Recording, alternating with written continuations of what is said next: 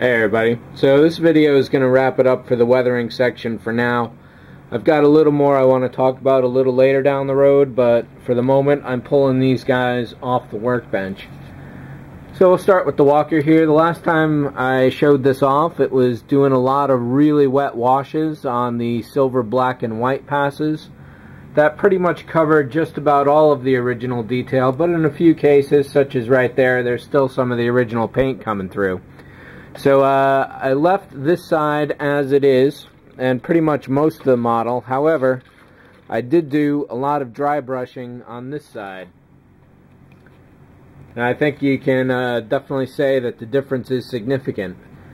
Basically here I just took a really dry black paint, and I'll show a really quick technique on how that went overall. And just streaked it down. I had a Q-tip handy to smudge any paint that was too thick into the overall mix. And that's pretty much it. I'm leaving this alone for now because this is pretty much good enough to demonstrate what the effects of washing and dry brushing can achieve.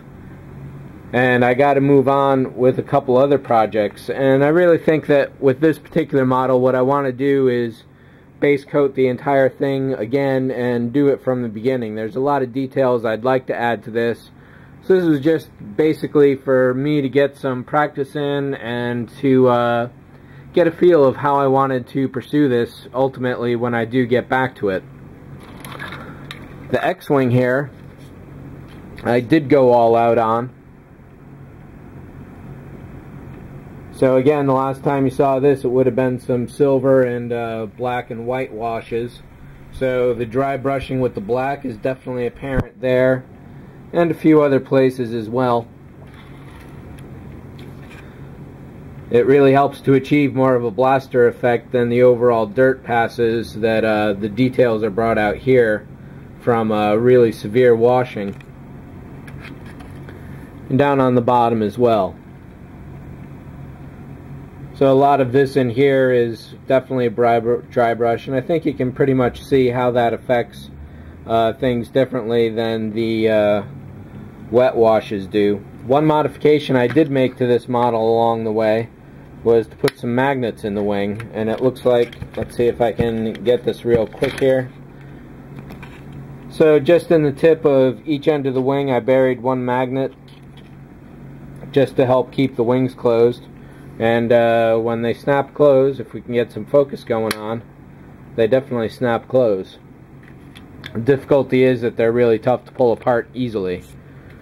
But overall, I'm really glad that I weathered this. I wish I took a single photo of this while it was still clean, because it's definitely different than when it was when I started. And I'm really happy with the way it turned out. The black washes in here really brought out a lot of the details, and I think some of the dry brushing really gave some nice blaster marks. And I'll quickly mention the Cylon here. As I went along, I never really showed this in any of the videos, but as I did a pass on the walker and the X-Wing, I threw some passes on here too with the silver, white, and black, and it never really did anything really good, I don't think. Basically, the Cylon is much more of a clean machine than the Star Wars universe. So what I did today was I spent a few hours with the airbrush, and this is a totally different painting technique, but it can also be used for weathering. And again, this is the sort of situation that I may just base coat over and keep going. This is very far from being anywhere near done. And this technique is called pre-shading. Basically, all those dark lines that you see now, those were pure black lines going all down the model. And it's just coating over and over. I think in this section here, we'll get the focus real quick. There we go.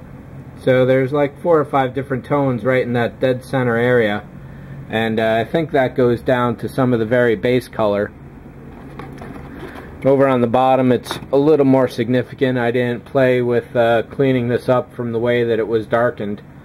But this has a long way to go, and I'm going to keep it on the side as I do some more airbrushing for other models. I'll definitely pull this one out and give it a little attention here and there. One thing about airbrushing is that it doesn't absolve you of the fact that you have to go and do masking still. The masking techniques can be a little different because of the way the paint goes down, which is good, but you still got to do your basic masks. So definitely on there in the cockpit, for example. And even though some of these lines look fairly straight with the dark and the light variation, they really are fairly loose and crooked. So it looks good from a distance, but once you get really close to it, it's not very good at all. So that's like 4 different coats of airbrushing, and it's got probably a dozen more to go before I'd really be happy with it. But that will be for another video. And what I'll do is some really quick dry brushing on the walker here. So if you've never done any dry brushing at all, this may help you out for a quick demonstration. Just with a clean brush, I'm going to tap the very tip in here, go over here, get rid of most of that, then come over onto the model and do a little streaking. Let's see if we can get this real close. This is a very slow technique. Here we go. Let's get another tap. You can see this is barely going down at all. If you want to do a blaster hit, you can kind of jab it in.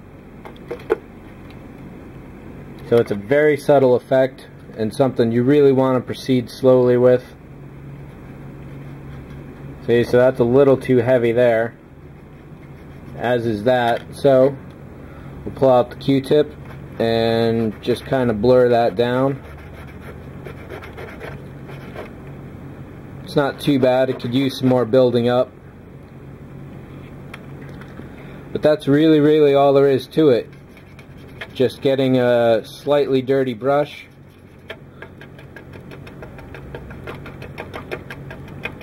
and using various application techniques to get some paint on the surface, and brushing it down again. Let me get this a little wet with some thinner. The danger here with using thinner is that it's not going to only affect your upper paint, it's going to go all the way down and destroy everything you've done. So you got to be really careful when you're building all this up, and that's definitely something I wanted to mention in previous videos, is that when I was doing the 5 or 6 different coats of really wet stuff, I was destroying layers that had come before. So right now, this gray streak right there, that's bare plastic all of a sudden, and it happens really quick. So you definitely got to be careful when you're doing this. So I don't know, hopefully this series was somewhat helpful to you. Let's see if we can get some more dark down here to fill this back up again. But it's all about layering is what it comes down to. And a slow application and build up, and you'll get to where you need to be. And if you ruin it like I just did there, just a matter of reapplying it until you get something you like again. So there are essentially no mistakes with weathering, because anything you did can usually be brought back to where it was. It won't be exactly the way it used to be, but you should be able to get it pretty close. Same with the airbrush over here. There are no mistakes you can make. If you did something you didn't like, just paint over it again and eliminate the mistake and start over. So, out of the 3 of these, I'm definitely psyched about the X-Wing here. The Walker has some really good potential, as does the Cylon. But as far as being finished, I think this one takes the cake there. So, that's it. Hope this helped out some. And I'll definitely be covering some more on the airbrush phase of this when I do some more of the Cylon. Hopefully over the coming month or 2. What I have to concentrate on now is the Jupiter 2 right there. So, thanks for watching as always. See ya.